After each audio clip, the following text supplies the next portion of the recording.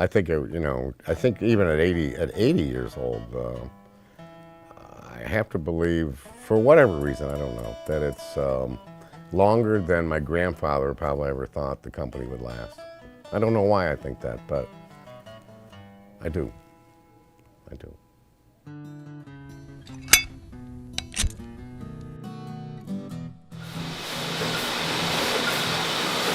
I just wanted to check to see if you're still behaving. Oh, always. How you doing, Greg? I'm doing good.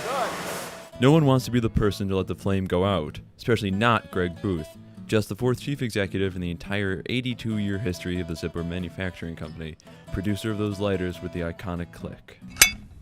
America doesn't smoke anymore, not like it used to. How do you stay relevant? It's not like it used to, but it does smoke, and there are still smokers in the U.S. But I think more importantly, the Zippo lighter is a generator of flame. It's not just a smoking device. It's something that you can start your grill with, you can start your fireplace with, you can light candles with. It's a fashion statement.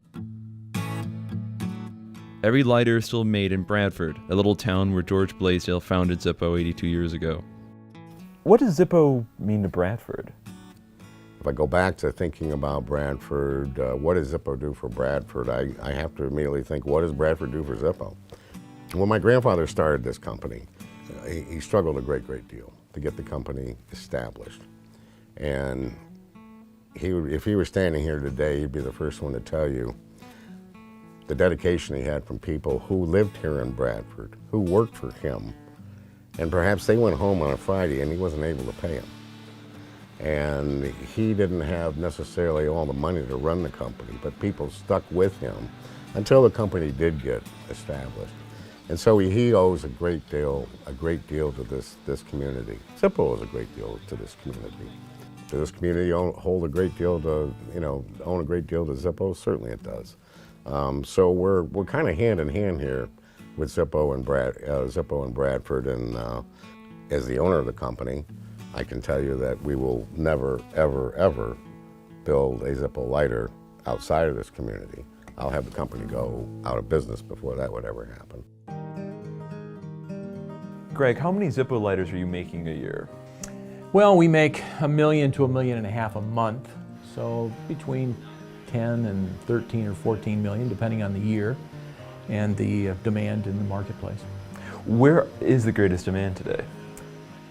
We have a great demand in the United States. 40% of our business is in the U.S., and then as we go offshore, 60% of the business is offshore, but spread amongst all the countries offshore. So 10 years ago, Japan was our largest market offshore. Today, China is the largest market offshore. We're trying to decorate these things in a way that they are relevant with our audience. And in order to get people 21, 34, again, target audience, to get them to look twice and maybe somehow inspire them to reach out and try it or buy it the first time, you got to have it priced right, so we have to stay competitive. You have to have it in the channel of distribution where they shop, so we work hard at getting the products in front of them, and then you have to decorate them in a way that they think are cool. What's the legacy of Zippo? The legacy of Zippo.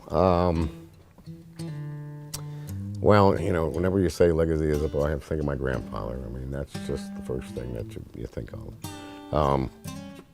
Produce a product with quality, stand behind it 100%, and keep those mottos in your mind for not only the products that we do today, which predominantly is the Zippo lighters, is the mainstay of our sales, but keeping these models, these values in place for any products that we decide to come out with in the future.